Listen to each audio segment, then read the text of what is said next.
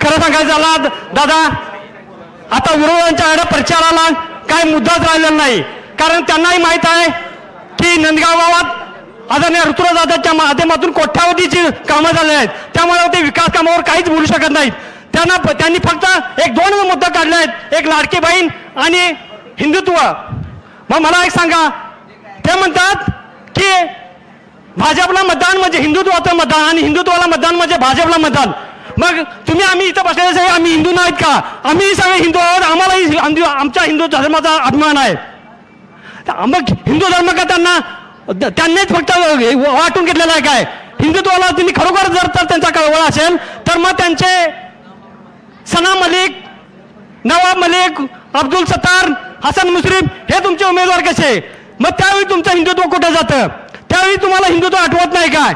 आज इथं शेजारच्या कागल तालुक्यात बघितलं, आदरणीय समर्जित दादांच्या विरोधात तुम्ही मुस्लिम साहेबांना उभं केलं, मग त्यावेळी तुमचं हिंदुत्व कुठं आहे? ते मुसलमान नाहीत का? मुस्लिम समाज असताना सुद्धा तुम्ही आमचे कट्टर अगदी जातीवंत छत्रपती राजश्री शाहू महाराजांच्या जनगणनाचे वंशज असताना सुद्धा समर्जित दादाच्या विरोधात तुम्ही एक आदरणीय मुस्लिम साहेबांना तुम्ही उमेदवारी दिलीत. आणि एवढंच नाही तर त्यांच्या प्रचारासाठी संजय मंडलिक आणि संजय बाबा हरी यांना तुम्ही प्रचारात उतरलं. मग त्यावेळी तुमचा मुद्दा जो आहे बटंगे तो कटेंगे हा मुद्दा तुमचा तिथं येत नाही काय? त्यावेळी तुमचा हिंदुत्व चालत नाही काय?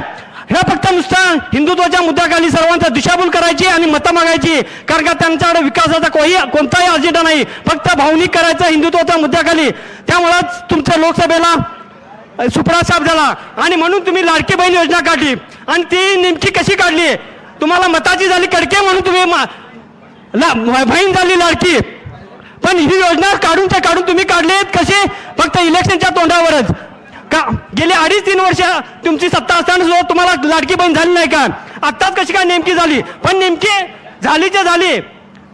आणि तुमचा रुबाब असा की आपण खरोखर आपल्या खिशातून पैसे देतोय अशा पद्धतीने तुमचं बोलणं येत आहे. त्यांची व्यवस्था लावतो, त्यांचा फोटो काढून घ्या, त्यांच्या योजना बंद करतो, जणू काय आपल्या खिशातूनच देतात अशा पद्धतीने तुमचा आविर्भाव आहे. का नाही? आपल्या ते देतात, हे आमच्याच पैसे आम्हाला परत द्यायलात. गेल्या 2-3 वर्षापूर्वी दिवाळी 5-6 हजार व्हायची ती, पण चालू आता परवा काल झाली ती दिवाळी फक्त 20,000 पण सुद्धा झाली नाही. म्हणजे आमचाच पैसे घेऊन तुम्ही आम्ही महागाई वाढवून ठेवली आणि आमचाच पैसे आम्हाला दिलं. हे कुठलं मग तुमचा न्याय?